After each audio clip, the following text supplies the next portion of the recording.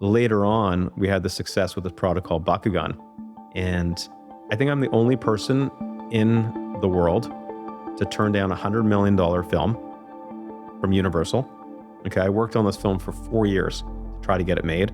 Finally got it greenlit from Universal, and we turned it down because Bakugan had crested, and it went from like, from zero to like $250 million in sales, and then did like $1 billion in sales in 4 years, and then the sales start to drop off. And so we thought we can extend the life of the franchise by retiring it and bringing it out 7 years later, which was like this conventional rule that toy people used to have. You can bring it out to a new generation of kids. So we ended up taking this conventional wisdom, and instead of saying, you know what, somehow we can break the conventional wisdom and let's do this film, we applied it.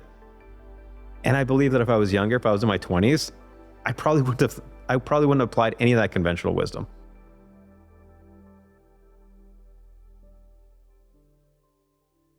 Ronnen Harary, welcome to From Vision to Creation. Thank you so much for taking the time to do this with me today. Thanks, Alexander. Nice to be here. You have an incredible story. Thank you. Your new book, No Experience Necessary, is one of the best books on business I've ever read because it really isn't a how-to.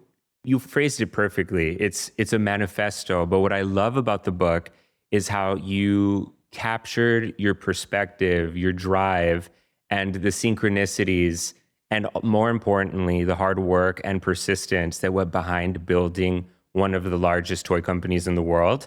And I think that no matter where anybody is in their entrepreneurial journey, they can benefit from reading this book. So I'm really excited to just dive in. Well, thank you very much for the accolades, and thanks for taking the time to read it. Ronnen, let's start at the very beginning. I want to go back to your childhood. I know you were born in South Africa. You moved to Canada when you were 5. Both of your parents were small business owners. How do you feel that watching them own and operate their own businesses shaped your perspective, not just on business, but on life in general? Yeah, I was born in South Africa, and we moved to Canada when I was 5. And my dad had a gallery that sold Persian carpets, and classic, small entrepreneurs. My mother worked there. She ran PR, and she did the business side of things. And for me, I grew up having the conversation of business around the dinner table. So we ate as a family every night, 6:30. My dad was very regimented. He was very orderly. And I learned so much about business because that's all that we discussed at the table. So my parents, they brought the business home with them, and that continued into the discussion around the table. Unfortunately, there wasn't a lot of discussion around us as kids, but it was around business. So I was constantly steeped in that conversation. And that kind of gave me the insight of anything's possible, and also the insight of certain things I didn't want to do. Right. And I didn't want to be in retail because I used to go to my dad's gallery when I was a kid. And I didn't love that feeling of just like waiting for someone to walk in the door. Mm-hmm. And I wanted to flip it on its head and have more of control in my life. My dad, he didn't have equity in his business, and he was what I call the junior partner. So he had like a profit sharing arrangement, but he didn't own the business. Mm. And when the person that did want to own the business wanted to close it down, he had to go find another job. And I'll never forget, my dad ended up becoming vice president of Sunripe Juice. And as a kid, I was so proud. My dad was like a VP. And then 6 months later, he got let go. And then he started another business, and it was importing antique, kind of like reproduction antique furniture. And he started a gallery called Harary and Gund. And again, he didn't own it, but he had some sort of profit sharing arrangement. And 2 years later, it closed. And so I learned a lot about business, but I also learned about the element of having equity and owning your own business versus not owning your own business. And it gave me the drive to actually want to control my own destiny, and also to own something myself that I could shape. I love that. And I think it's so cool that your parents brought the business aspect of their lives home and talked about it, because kind of. yeah, I'm sure there were pros and cons there. But from a very practical standpoint, I think that it's nice to be able to speak the language whenever you're starting anything. Because, I started my own business very young, but I didn't have anybody in my family that showed me what to do. I didn't speak the language, so I felt that I had to work double as hard in certain instances.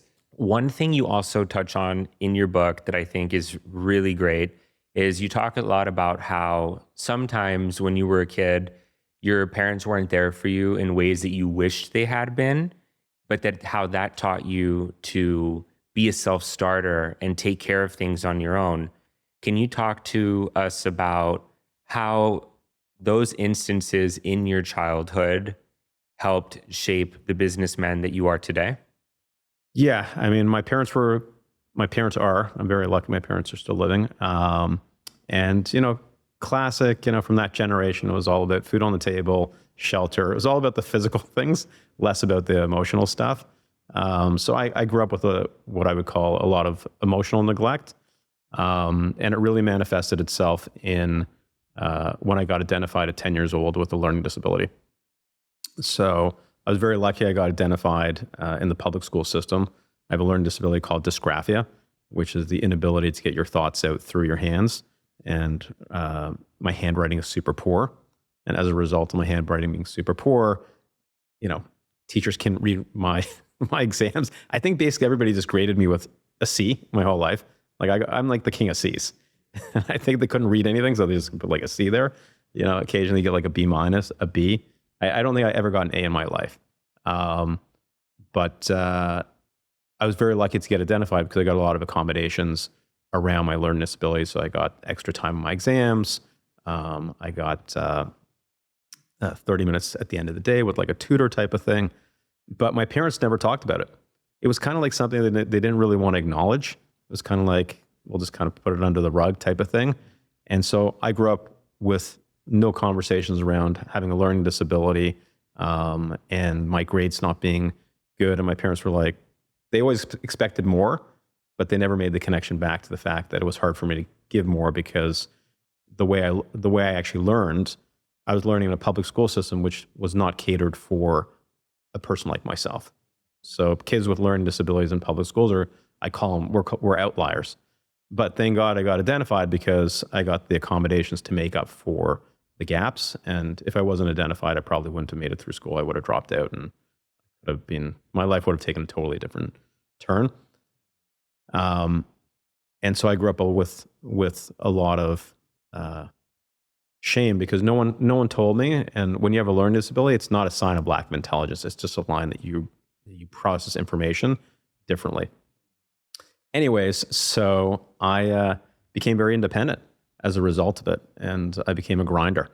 I just grinded my way through school, and made it through school. I made it into university, barely. I remember I had a 69. I needed a 70 to get into university, and I was on the wait list. And my mother's like, "You need to go to the university and make your case." And she didn't drive me. She's just like, "Here's the keys to my car." So I drove 2 hours to Western and I made the case and they let me in. But in terms of my business, I think that when you grow up with a learning disability, you're constantly behind the 8 ball and you're constantly the underdog, right? And so I think when you're constantly in an underdog position and you're making it through and making it through and making it through, then when you get out into the business world, it's actually 2 things happen. One is you've had this muscle that anything's possible, right? Nothing was impossible because you've done it so many times because everything was hard. And then 2 is that for me, I felt very untethered as a result because now I wasn't in this confined system that wasn't made for me. And then I was just able to express myself. And I love business and I consider business like an art. So I was able to, take my curiosity and the way I like to express myself and bring it out into the world. So I felt very untethered as a result. When we're young and in school specifically, I think that we do, at least I know I did, measure a lot of my self-worth came from the grades that I was making in school. We all know now that just because you're not great in school, it doesn't mean you can't be great in other areas of your life. So hearing this come from someone like you is a huge inspiration and lesson to everybody listening. Just because school is not your thing doesn't mean that you can't go be successful in life. Right. 100%. But you're 100% right. I mean, that constant grading, it's a constant reminder of where you're at. Right. And it's hard to get away from that. But I would say that it is, I think school is for everybody. It's just, are you being taught in the way that your brain is developed to intake information? Right. Yeah, that's a great point. Right. Like it's not even if you have a learning disability or if you have ADHD or anything like that, it's just finding your way into a school that can actually teach you in a way that's suitable for you and give you the opportunity to output the information that's suitable for you.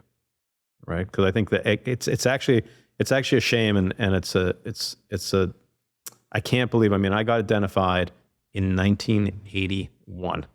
Okay. And so it's over 40 plus years ago. And there's still people today that don't get identified and they don't make it through the system. And they're so creative. And then they end up doing things in the gray market. And there's a stat out there that for people with learning disabilities that don't get identified, it's one of the fastest tracks to go into jail. And how do you think school systems can better identify students with learning disabilities? Why is it still a problem?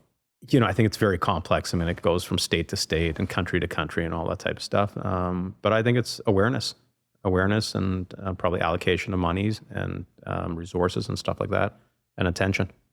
Like, are you paying attention to it? Mm-hmm. Right? Is it a priority? Yeah. Is our youth a priority? Like, is everybody have the right to an amazing education? Mm-hmm. Right? Is that what we're focused on?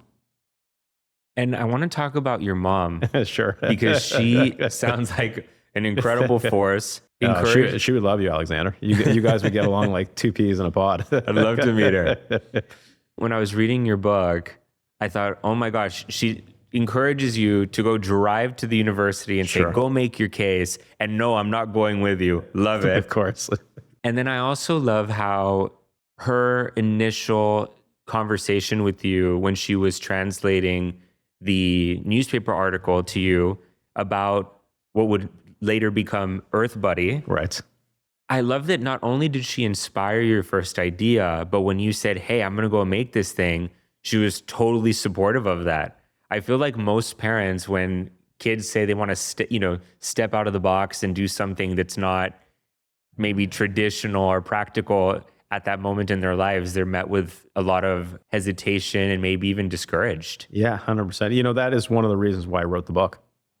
I wrote the book because I wanted the book to be a supportive parent to people that don't have necessarily supportive parents or parents that have a bit more of a conservative, risk adverse outlook on life.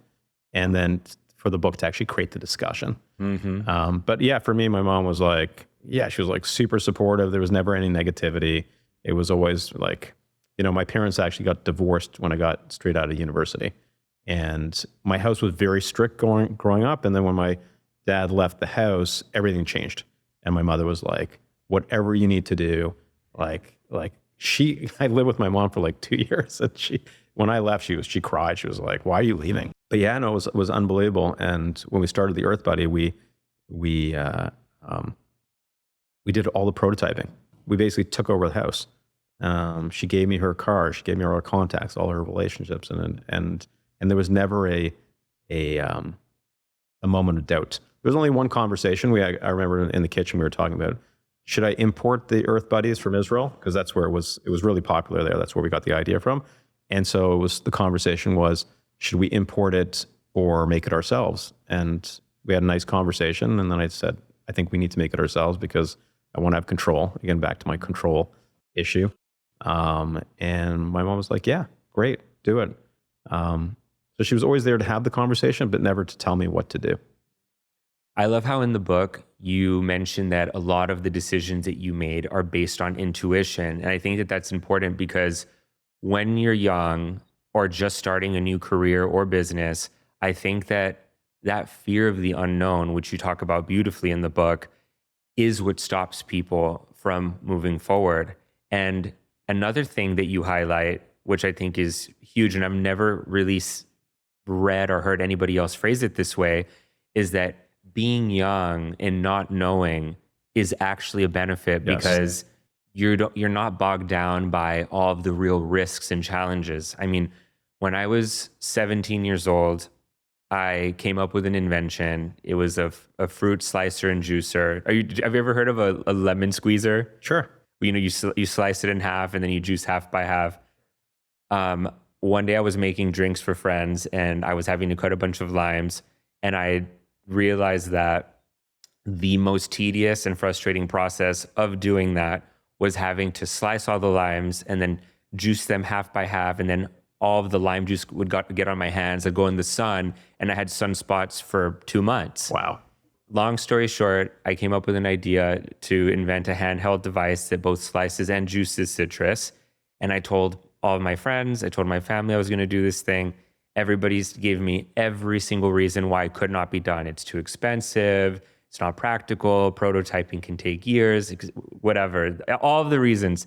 I partnered with one of my best friends. We ended up inventing it, patenting it, mass producing it, and introducing it to the market in the United States. Amazing.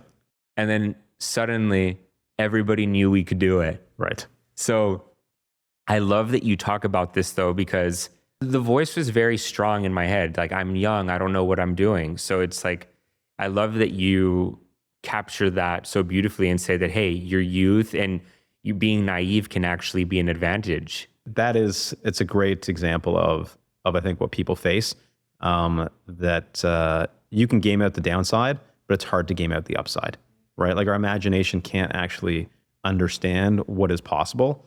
And I think that, the moment that you don't bet on yourself, you potentially could be missing out on the screenplay of your life, right?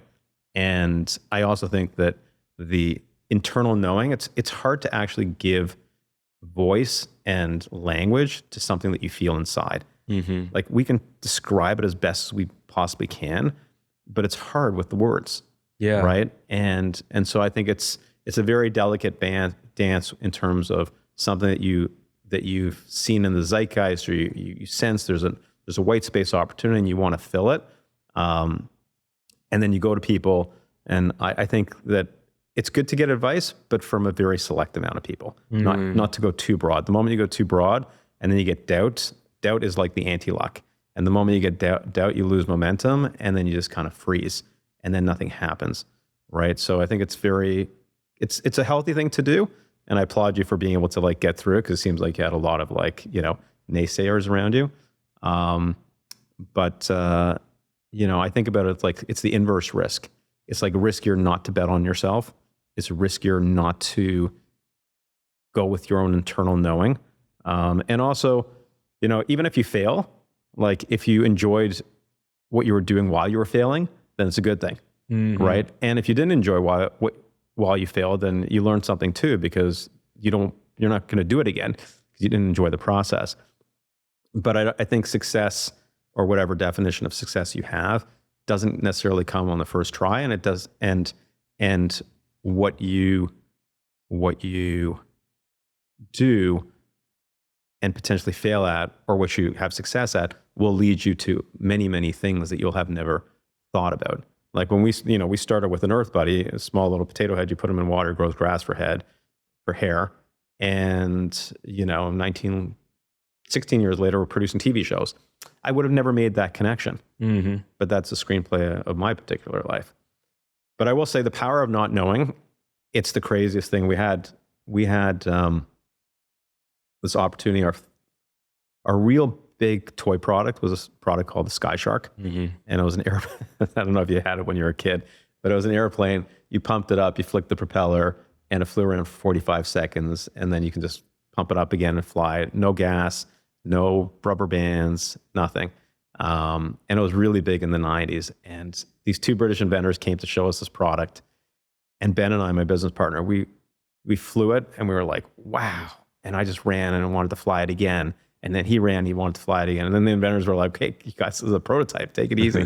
But I felt like a 7-year-old kid.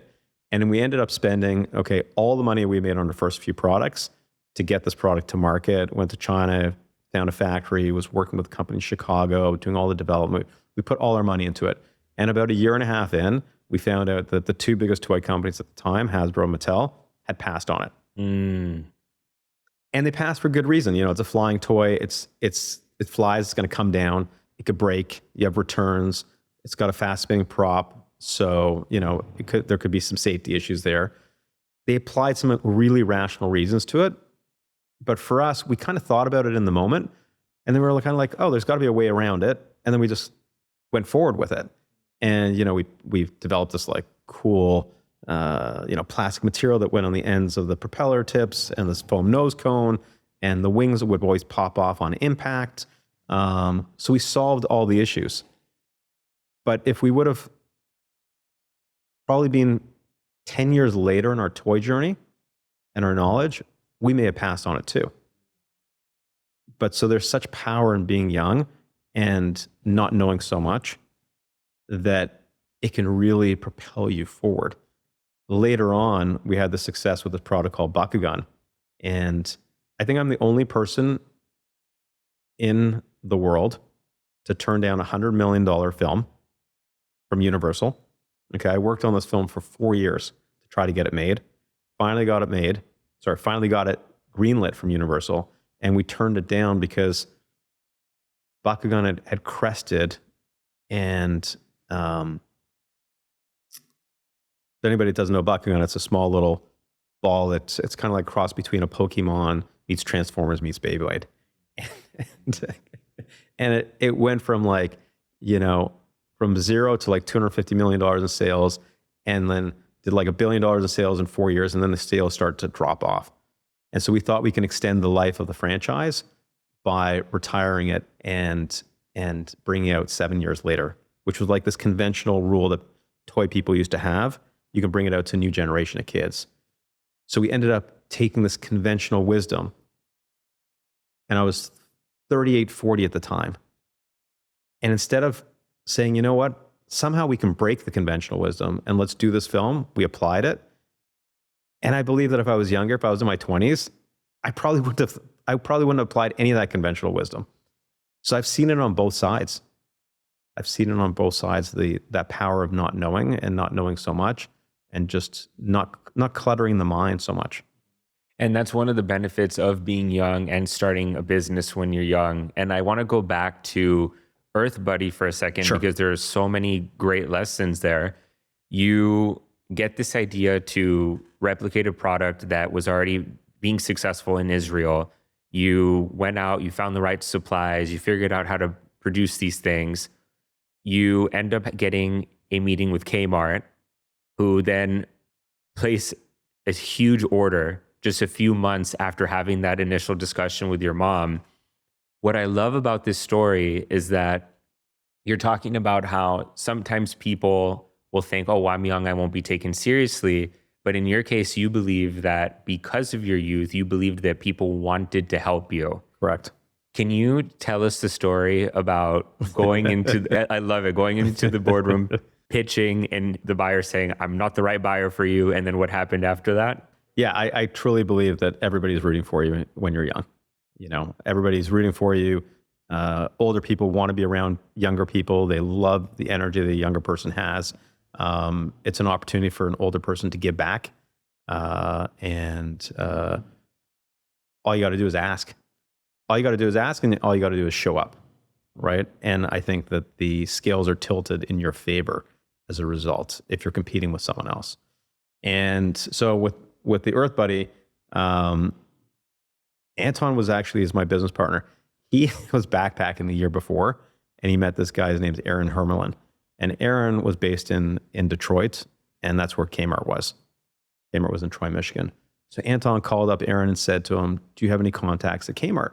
And he said, sure, no problem. We can get you guys a meeting. So he does. And I don't know why, till this day, I was the one that went down to do the sale, because Anton was doing sales and I was doing like operations. But for whatever, maybe he couldn't go or something like that. So I wake up 3:30 in the morning, and Alexander, I don't even think about staying in a hotel, okay, because we were saving money, okay, at the time. Woke up at 3:30 in the morning. I drive down to Detroit. I do no preparation other than thinking about it in my mind. No PowerPoint, no nothing like this. I just show up with my box of Earth Buddies. I get there, I meet Aaron, I meet the rep, meet the buyer, and we're sitting in a boardroom, okay?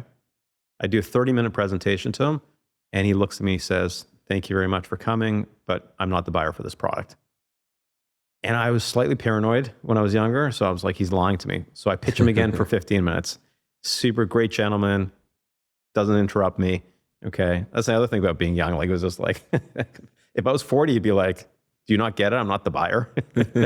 Yes. And, you know, this was like, this poor young guy, okay, I'm going to let him go. So then I said to him, I said, well, you know, I'll give you the product on consigned sales, which means like, I'll give you the product, and if it sells, you pay us afterwards. And he said, I'm not the buyer for the product. So I'm like, okay, I'm giving him the product for free. He doesn't want it. So, okay, he's not the buyer for this product. So I said to him, you know, can you let me know who the buyer is? So he leaves the boardroom, comes back, and gives him this piece of paper. And on it is written this name, Adrian Zacks. I shake his hand, I take my box of Earth Buddies, and I beeline, okay, out of this boardroom, and I start walking around, okay, Kmart's headquarters. And it was this crazy octagon building, and I'm walking and I'm walking and I'm walking, and I'm looking for Adrian Zacks. Now, looking back now, if I was 35, 40, there's no way, okay, they would have let me walk around that office. They would have kicked me out.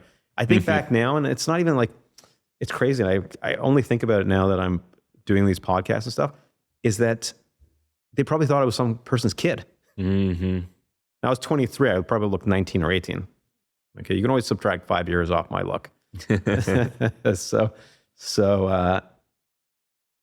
to my luck, I find her, and she's sitting behind her desk, and she was in like a tiny, tiny, tiny office.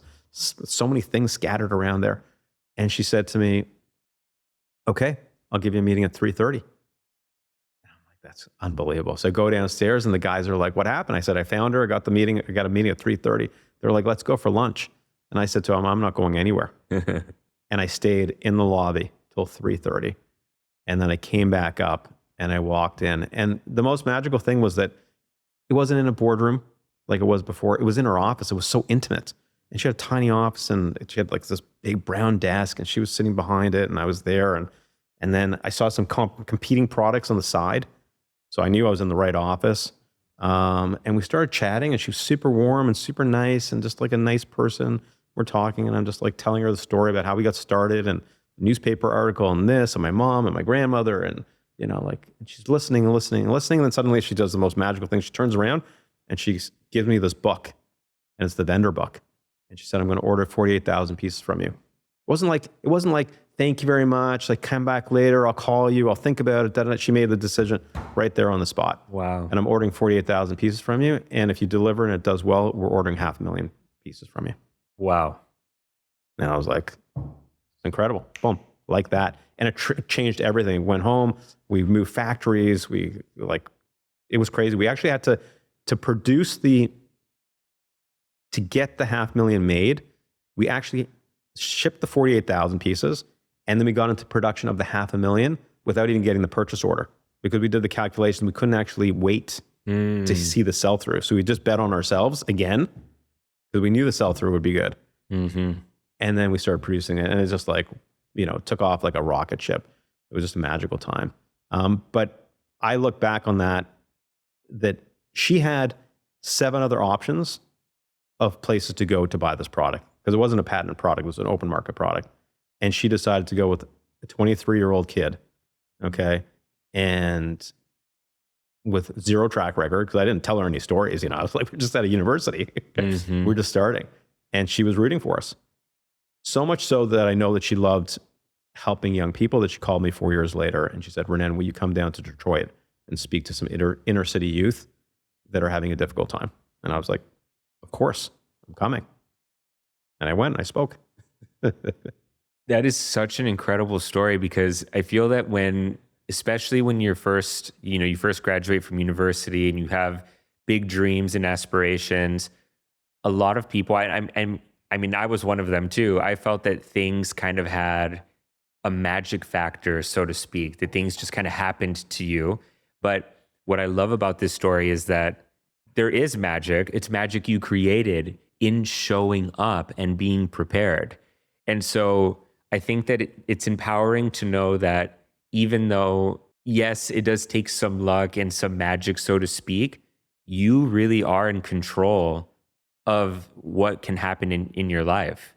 100%. Like if you think back to it, it was like Anton meeting Aaron, calling him up, going down there, being in person, right? Staying with it in terms of like finding the next buyer. Like I could have left and like called her, tried to make an appointment, right? Gone down to the lobby. Like it was just step by step, the ability to actually manifest it and make it happen. And I think showing up is a big part of it because people want to feel and they want to see you. They want to connect with a person. I think it's like if you ask people in the venture capital world at the end of the day, when they make their decision to go with something, it's the idea, but it's the idea with the person. And if they're not connecting with the person and they feel the energy and the passion and that intangible, like this means a lot to you, like you're going to make this happen. Yes. Right? They're betting on you. And the only way they're going to bet on you is when you show up and they see you and they feel your passion. That's why I've never done a PowerPoint in my whole life. Okay. Partially because I got a learning disability. It's so hard for me to do it. But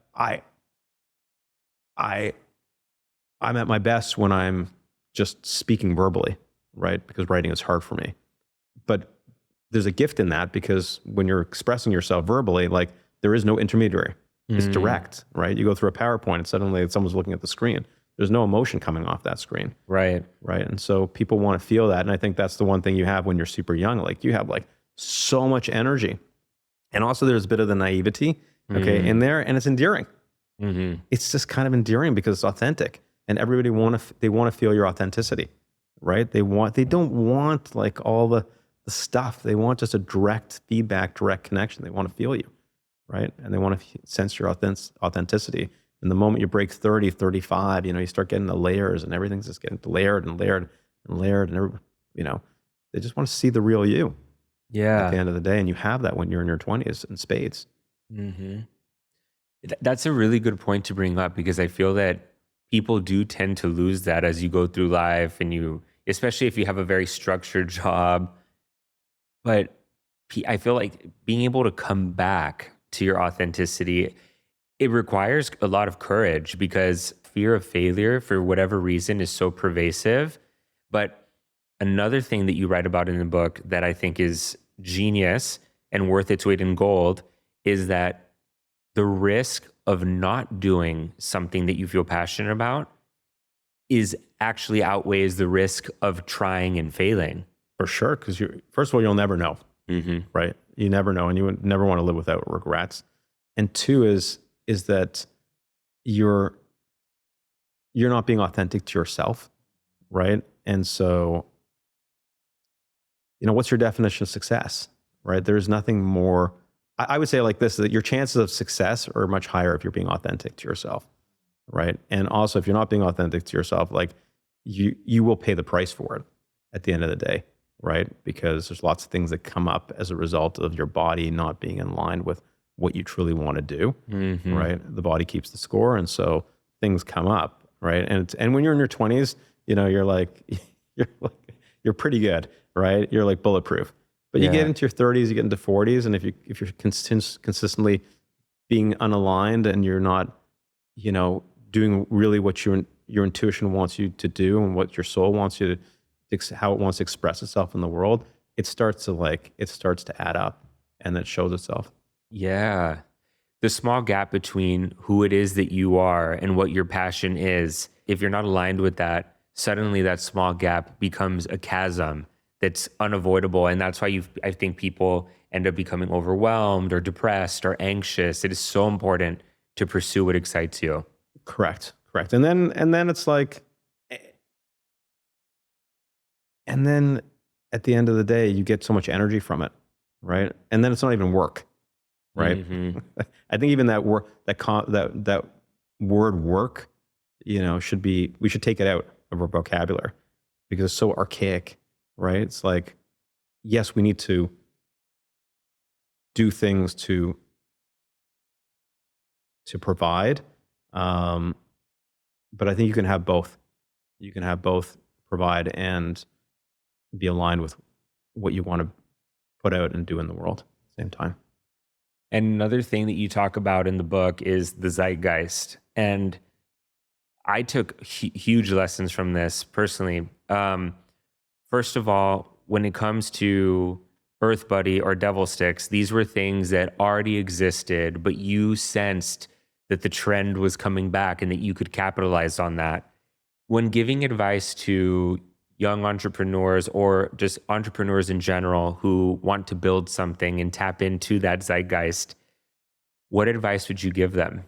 Well, first of all, just to realize that you are the zeitgeist, first and foremost, and that you have a gift that is given to you as a result of your station and your place in life being in your 20s, right? And the same stuff is given to anybody at any moment in time when they're in their 20s. And what I'm referring to here is that your ability to see the world differently than your parents or older people is profound, because you have to understand that for 20 years, you have been living, for most people, not everybody, for most people, you've been living in your parents' home and you've been observing the world and you've been taking everything in, and you've been taking everything in with fresh eyes, no plaque, no filters. Everything's super fresh. And then suddenly you get in your 20s and now you have agency and you have the ability to express yourself in the world and do things, and you have some means. And then the question is, how are you viewing the world? And how do you want to express yourself? And so the greatest thing in business is that when you see the world differently, you see the opportunities. And so it could be, I want to open up a restaurant and I want to serve food differently, or I want to give people a different experience when they're sitting in a restaurant, because I've sat in restaurants many times as a kid, and now I think that I would like to do it differently now that I'm an adult. Or I've been listening to music for the last 10 years, and music's been changing, and the way people want to experience music has changed, and the way I want experiences is different. And so I want to do concerts differently. It could be many, many different things, but you're connected to what's actually happening in and around you in society. It's whether it's culture, it's arts, sports, experiences, whatever it is. And you take that and you start to apply it to whatever area that you're passionate about in life. But the tough thing is, like, you're going against traditional norms. Going back to let's say you want to do a restaurant differently, but you're seeing opportunities. And so it's that combination between not doubting yourself and trusting that you're sensing there's a change in society and the way people want to eat or do things, versus going with the contemporary, norms and stuff like that.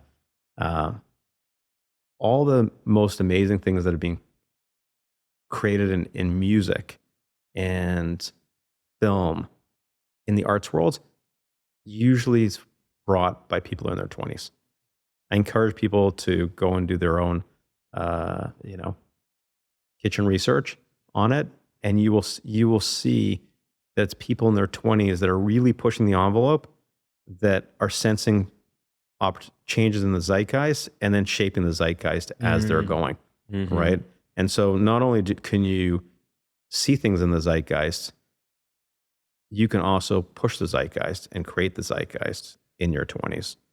And so that's all available to you. But if you go and look, you will see, so many incredible artists that did their most profound work in their 20s. And I think that business, in a sense, is like an art too.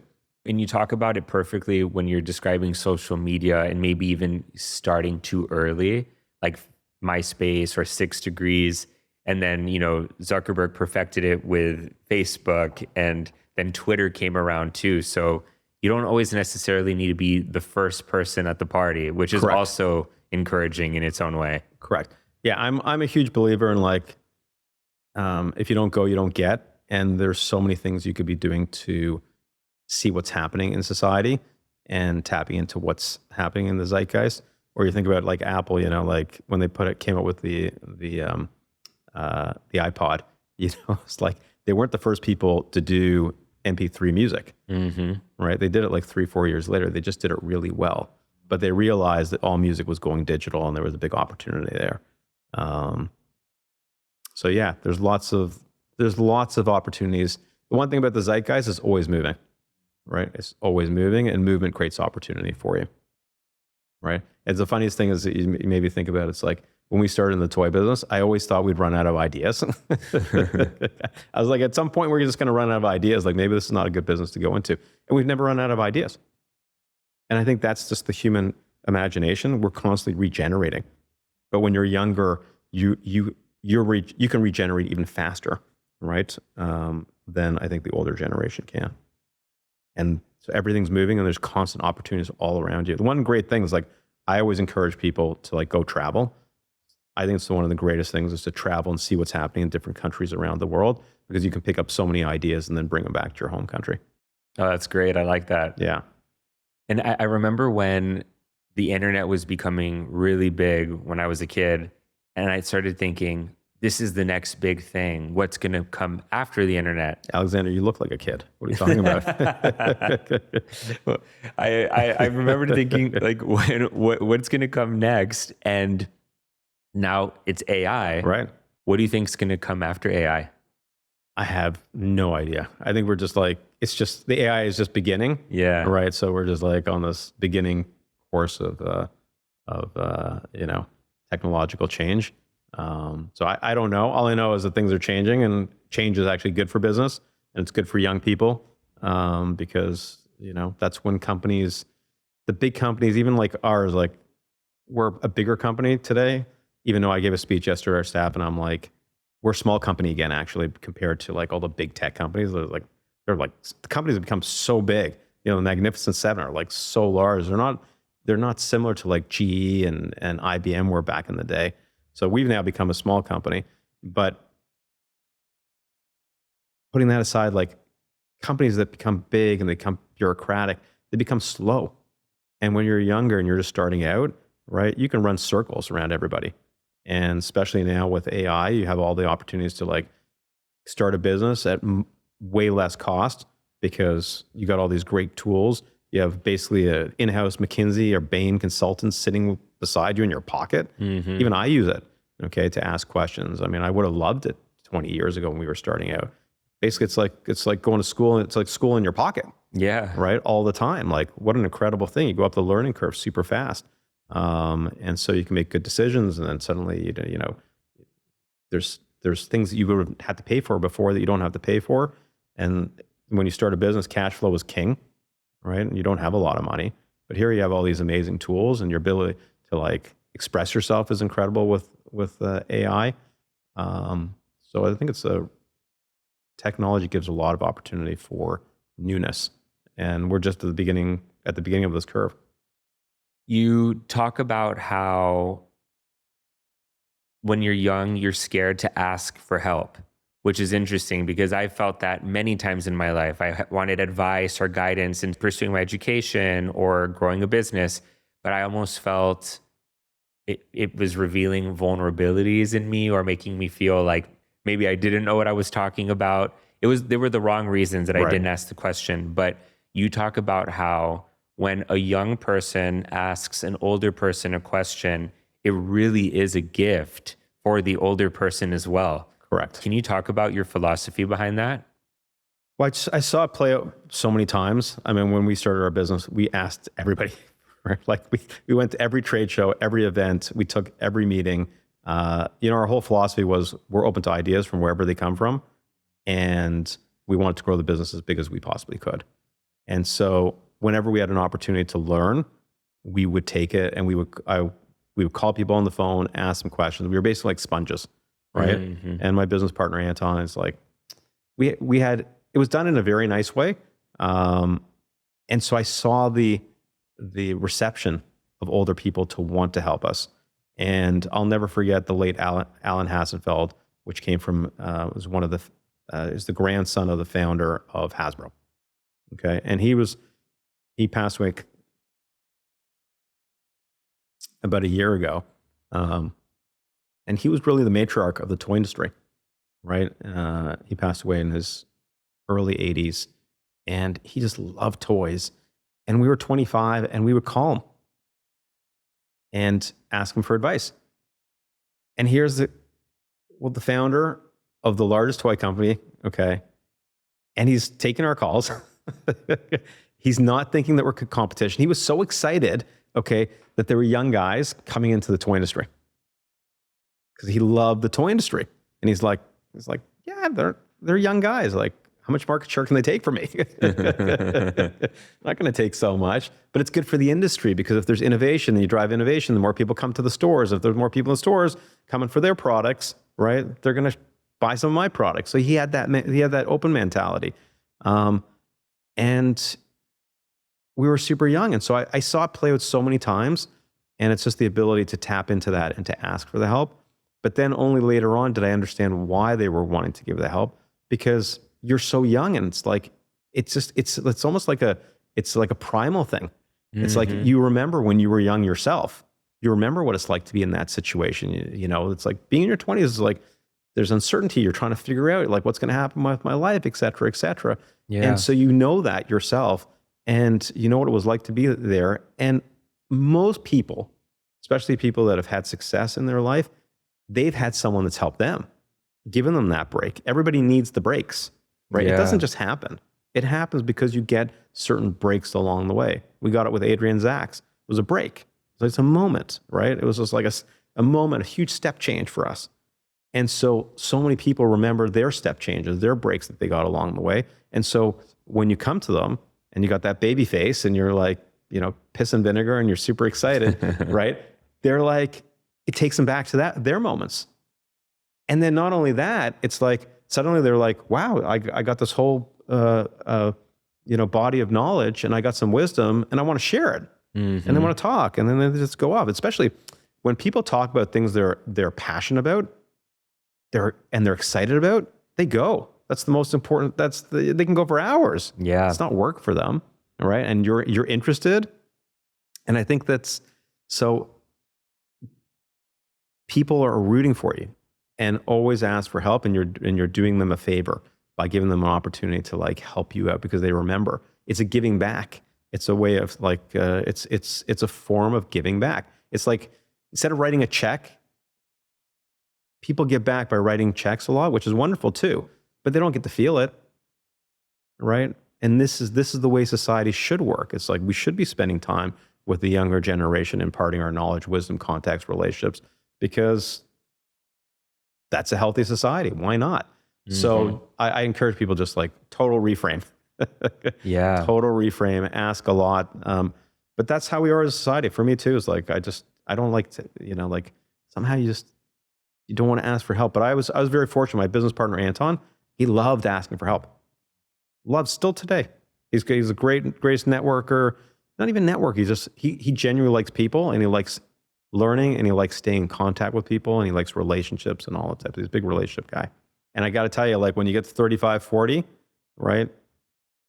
I think if I would have called Alan Hassenfeld at 40, he would have been helpful, because he's that type of guy. But people will start looking at you as competition. Mm-hmm. And they start looking at it, and they start saying, he's 35, 40, like, or she's 35, 40, like they've got experience and knowledge, and they can handle it. Mm-hmm. Right? They're inclined to help, but just not as much as it. It's just a natural thing. It's like people look at you as like you're 25 and you're starting out. It's like they're a child. They become invested in your success versus intimidated by it. There's no intimidation at all. Mm-hmm.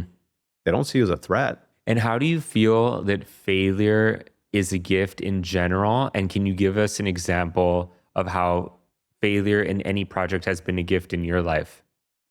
The biggest gift in failure is the learning, right? Because even though you may not get the outcome that you're looking for, but you got an incredible body of knowledge in exchange for the time and effort that you put in, right? So, in our 4th year of business, we launched 3 products in consecutive order that all failed.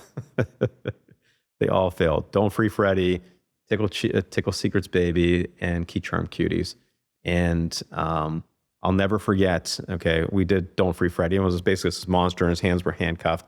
And he basically, he had this smile on his face and then he'd press the button with the handcuffs and he could be like, and he roars and he like gets scary. And I'll never forget when we did the commercial, and I saw this kid's look on his face and he had this look of just like, this like dejection of like, like complete disinterest. Like there was just like even no emotion. And I was like, wow, this product's not going to do well at all. That's all I needed to see. Wow. All I needed to see was the look on the kid's face, and I knew it. So here we were. We spent 2 years developing this product, okay, and it didn't do well. And the other ones we spent 2 years develop, and they didn't do well. But we learned new categories to go into. We met new factories. We met new buyers. We did commercials, right? I can tell you our commercials got a lot better than Don't Free Freddy commercials. Okay. Right? We knew who to work with, who not to work with. So we just there was so much learnings. And as long as you're not betting the farm, right, you can absorb the learnings, right? Because not everything's on the line. And so that's a key thing. It's like do failure in moderation, right? Do measured failure, right? And do failure with things that you enjoyed failing at, like I was saying at the beginning when we started chatting. But yeah, like it's, and I think that if you don't fail, you don't get to the great stuff. So in 2001, I went to Japan and I got shown Beyblade, okay, which is this incredible spinning top battle together with you and your friends in a plastic arena. And it's got this great TV show around it. You're smiling. Maybe you grew up watching Beyblade. Them, yes. Okay, I guess, okay. So I got shown Beyblade. Okay. I was in 2001 in Japan with Takara Tomy. Okay. Looking for ideas all over Japan. And I'm so lucky. I'm sitting at this meeting and they show me Beyblade before it ships to retail. And they said, do you want to partner on it? Do you want to do it in North America? And I said to them, I paused, okay, because I didn't believe in myself. I really loved it, actually, okay? And I was like, I'm going to go talk to my business partners back at home. So I took it home, spoke to my Ben and Anton and a few other people. And everybody's kind of like, yeah, spinning tops, like this is not so cool. So I told them we're going to pass. And I went back 6 months later. I said, just out of curiosity, what's happening with Beyblade? I said, oh, it's going great. It's awesome. It's fantastic. You see the development. It's excellent. And I'm like, got this sinking feeling inside. And then they're like, oh, and we're doing a TV show. I'm like, you're doing a TV show? I'm like, maybe we need to reconsider. And they're like, no, sorry, it's too late. We gave it to Hasbro. We signed a deal with Hasbro. And I'm like, I was so bitter. I'm like, but you didn't tell me about the TV show. I'm like, that's like selling a car and telling them it doesn't have like surround sound inside. Like it's a big deal. But I missed the opportunity. And it went on, and it's till today, it's been running for 25 years, and it's done, in toy sales, it's done billions and billions of dollars, right? It's an incredible franchise, and Hasbro still has it today, 25 years later. Wow. Okay. So that was a huge failure for me. It was like that passing on that was a big, big, big failure. But the lesson in that was when you see the magic, go for it. And that set us up for Bakugan. And I always wanted, from the moment that he told me that they were doing a TV show, I'm like, I want our own TV show for something. Mm-hmm. It's just like, it was like a direct imprint in my body. Okay. The failure imprinted me. And that's the other gift you get from failure. It imprints you. It's not an intellectual pursuit, right? You can read all the books. You can read my book. You read any book in the world, but till you actually do it yourself, okay, and you experience the failure, you don't have the imprint. You have an intellectual understanding of potentially what it could be, but you don't have the imprint in your body. And it's Oh, a totally, interesting. when you have that imprint in your body, it's like, it's a different type of knowing, and it stays with you, right? Forever. And when you get the chance to correct and build on that failure, you are going to take it in the future. Mm-hmm. And not only are you going to take it in the future, you're going to kill it. You're going to do amazing, right? And so the failure is a gift. Mm-hmm. You don't know it at the time. I didn't know it at the time, but 5 years later, okay, a 23-year-old came with an idea of putting an action figure in a marble, and that set in motion the creation of Bakugan and created our own billion-dollar franchise with TV show attached to it that we sold to Cartoon Network that played around the world in 150 countries. Wow. And you think that had you not had that experience with Beyblade, No chance. Oh, wow. No Okay. chance. Zero.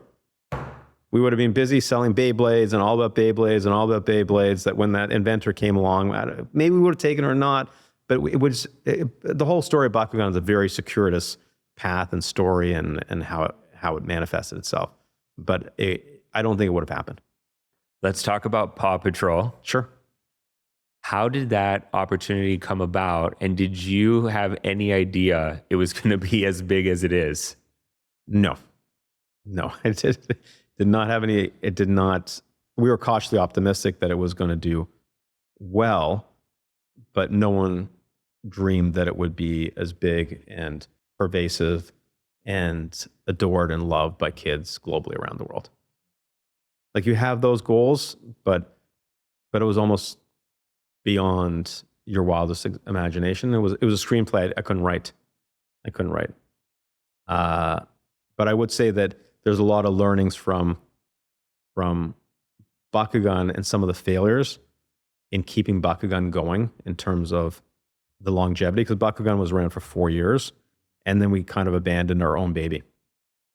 And the company was actually at its lowest point, because the company went from $450 million in sales to close to $1 billion, and then back to like $500 million in sales.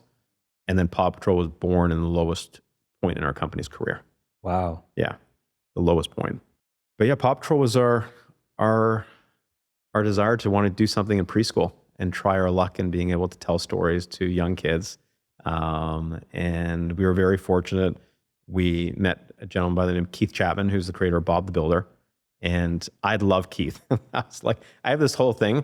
I'm like, if I identify you as lucky, I just want to be with you. I want to work with you in some capacity. At some point along the journey, I want to do something with you. And Keith Chapman is one of those guys. He's the most incredible human, incredible storyteller, and just had this feel for telling stories for kids. And so we had this idea about creating a show around transformation for preschoolers. And we created this brief, and we took it out to 5 different creators around the world, and one was Keith. And he came back with this idea for these 5 pups that go on these rescue missions. And it was originally called Robbie and the Rescue Pups. That was the original name. And we just loved the idea, even though it had nothing to do with transformation. So we said, let's go. Let's start developing this together. And again, like wanting to work with Keith, that was a big thing for me. So there was the idea and wanting to work with him. And then we found these incredible writers who are Canadian. We found this incredible director, Jamie Whitney, who's directed the most amazing children's shows. Also was like the special person. There's just something about him, right? And you looked at his body of work and you were like, wow, this is just like, this person, he just loves directing children's shows. Mm-hmm. Like that is his mission in life. He just loves it. He lights up. And then we worked with this incredible studio called Guru Studios, owned by a lovely gentleman in Toronto. And he was just starting out. And then we started to mash up our knowledge of toys and toy development. And, toys is a very creative pursuit. So we took the creativity of toys and we took the creativity of storytelling and we mashed it up together. And all the people put in a lot of love. And out of that love came PAW Patrol, right? It's just it was love thing. And it's like, it's probably one of the greatest things that were, in my opinion, created in Canada. The majority of people, other than Keith, He's English, but we're basically like, part of the Commonwealth. So it's almost the same. Yeah. But it's such a Canadian show. Like even like Adventure Bay is like modeled after some place in British Columbia, and all the characters, everybody's very Canadian, very nice, very polite. And then you got the pups, and these magical, each one has their own world unto themselves and their own personalities, and they're really irreverent in what they do, and how they always save the day. So it's hard to describe. And then we partnered with Nickelodeon.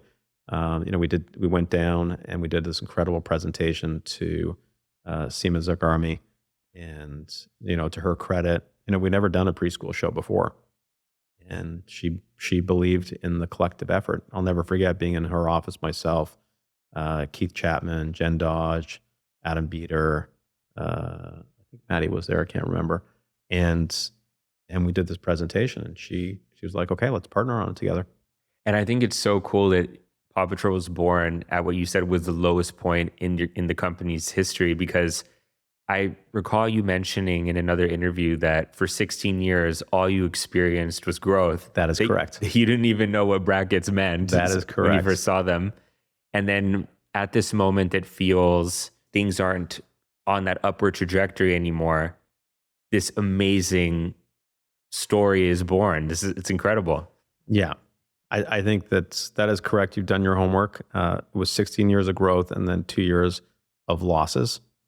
I'd never seen a bracket before.